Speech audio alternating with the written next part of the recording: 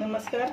आज आपण गोड आंबा करणार आहोत. तर त्यासाठी ह्या कलमी आंब्याच्या कैऱ्या आहेत. तर त्याचा आपण आता गोड आंबा करूया.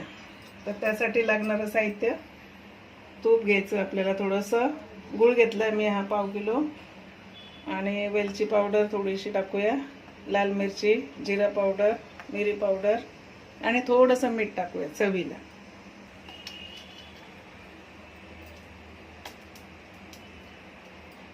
थोडीशी एक छोटा चमचा लाल मिरची पावडर,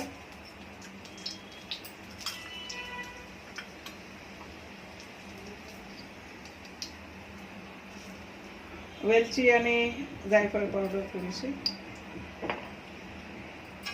एक चमचा जिरा पावडर आपण दोन चमचे टाकूया,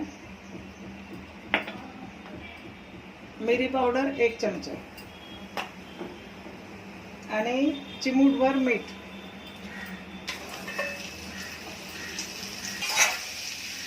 याच्यात आपण ही कैरी चांगली व्यवस्थित परतून घ्यायची आणि आता त्याच्यामध्ये गूळ टाकून घेऊया.